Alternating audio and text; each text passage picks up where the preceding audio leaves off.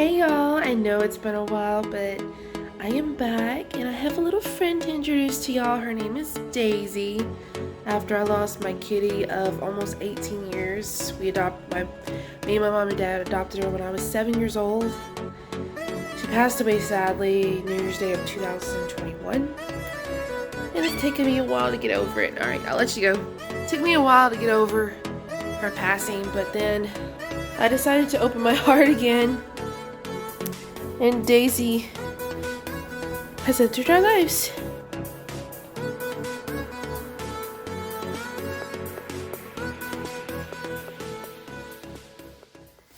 Y'all, I ain't even gonna lie, it has been quite a while since I made a video, and to be honest, I've had a lot of videos planned to make, and I have not made them.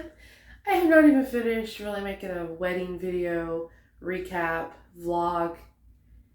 And next month is mine and Caleb's first anniversary, so wow.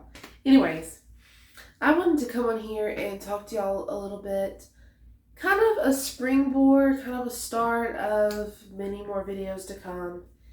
But to be honest, I found myself recently in life in a situation I never really thought I would be in. And if I can be a source of encouragement and share my journey with another young married woman like myself, then that will make all the difference and make my situation worth having gone through it. And to be honest, I don't even know if I'm really in a situation right now, but it's one of the things that's like I said, if me walking through this and sharing it with others is going to help them, others too, then it's all been worth it. So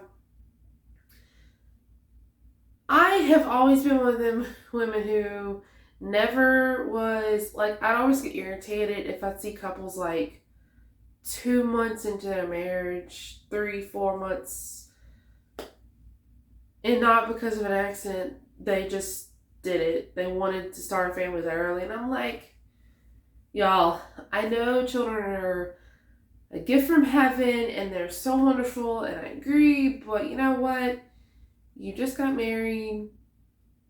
If you have a kid right now, it will never be just you and your husband for at least 18 years.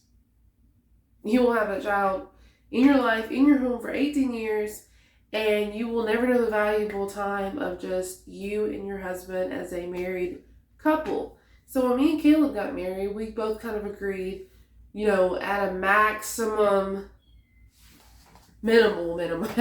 minimum, we would wait, maybe a year. Like originally, we were kind of like 5 years, 10 years, but it was like, at least a year or two before even thinking about like starting a family or anything like that, because, that time after you're just married is very valuable time.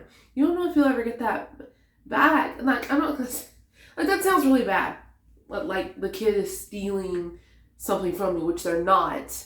They're adding a lot to your life, but like I said, you will not be just you and him for at least 18 years until your child moves out of your house. So, I mean, that's a valuable time to learn more about each other, especially us as Christians. We kind of believe in, especially in the saving yourself for marriage. I still believe in that. And, there's a lot of things that, in today's world, people, even when they're not married, they're living together and things like that, which I'm not here to debate any of that. I'm just saying, for me and my husband, we chose, we didn't move in together till we were married, and we saved ourselves for each other. So, we have a lot of getting used to. It takes a lot of time of getting used to your partner, getting used to your husband, your wife, and learning the nuances of how they live their life and all that. And when you bring a child into the mix, that throws a whole nother wrench into the mix of learning how to live your daily life. So when it's just the both of you, I mean, that's some valuable time to just get to know each other, learn, form routines. I mean, it's just valuable time. So me and him wanted to, have, at a bare minimum, at least a year. And, I think it was several months into our marriage, and I had not gotten my period. And it was a little bit of scared. I was like, oh no, oh no. I did not want it to happen that fast. I mean, it was really scary for a little bit and we eventually kind of made peace with the idea if we'd be okay, we'd make it through. It's not like we're, suffering. I mean, we're not rich by any means, but we're not suffering either. So we in the 20, we'd be okay. We'd make it. It'd be okay. But turns out I was not pregnant, and instead I had a interesting journey ahead of me. Because what really scared me is I thought, because I've never had like strange periods as a woman. I've had irregular ones that were irregular over the years since I was a teenager. But I'd always get one, like any other young female. So when it went like so many days of me not having one, and then I had a period that lasted one day, and I thought for sure that was implantation and I was pregnant. And that was a definite scare. But we made it, we got past that. We're like, okay, it wasn't that. And then I went through, and I finally went to the gynecologist, and they were like, I don't see anything wrong. You've had a lot of life change. Stress can affect hormones like crazy. So they kind of just, thought it was that. And she said, come back in 3 to 6 months if things aren't leveling out. I have yet to been back to the doctor, and I probably should, but we'll get there.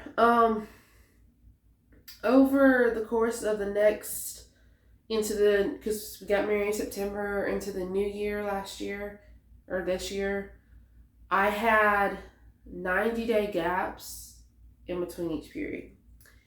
And most recently, the longest gap I have had clocked in at 128 days. Yeah. So that has been an interesting journey of me realizing that something is not right.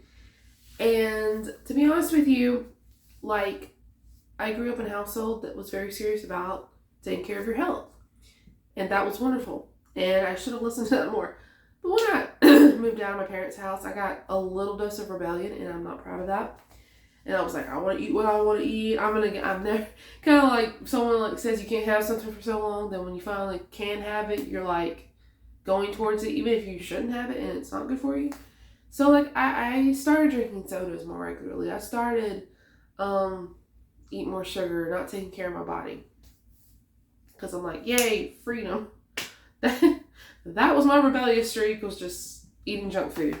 So I am not denying any bit that and it really started hitting home when I realized, okay, my health is not where it needs to be. And my choices have perhaps led to keeping me from ever having a kid.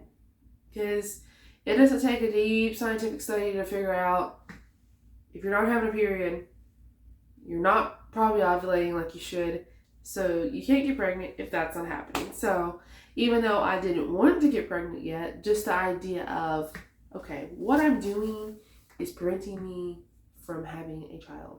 That was something that scared me straight. Because I'm like, it's one thing and I'm not discounting this at all, but women who, they don't know the reason for their infertility, but when I knew part of the reason was my health choices, and I'm assuming it's that, I don't know for sure, that just really woke me up big time. So I made some life changes. I'm still not doing perfect at all, but I started taking lots of supplements and vitamins because I was depleted in so many areas. This is not sponsored at all, but ID Life is what I'm using. They have an excellent vitamin program, some good energy and supplements, and I'm currently on their detox system to try to flush junk out of me. And I'm happy so far with their products because I've always been a little wary with like trying new stuff, but so far so good. So right now I'm at a point where like it's been I'm working on 50 days since the last period. And I'm really at a point where I'm struggling to know. And I'm also ovulation testing, not to get pregnant, just to know if it's happening, period. So I'm really at a point right now where I don't know what's going on. I don't know what I'm going to do in the near future. I'm trusting that God has this, and it's just going to take time, patience, staying faithful, not just giving up and being like, well, the vitamins didn't work. They might be working. It might take time, and I might have to go back to the doctor. It's just that unknown right now. And, you know, it's me and my husband are approaching 1 year of marriage, and I'm really feeling like maybe I'm getting closer to that season of my life of wanting to be a mom. I may not be there yet. I know I'm getting closer to that point. And to know that at this point, it's not just, oh, we made it to a year. It's, I hope I can get the desires of my heart eventually.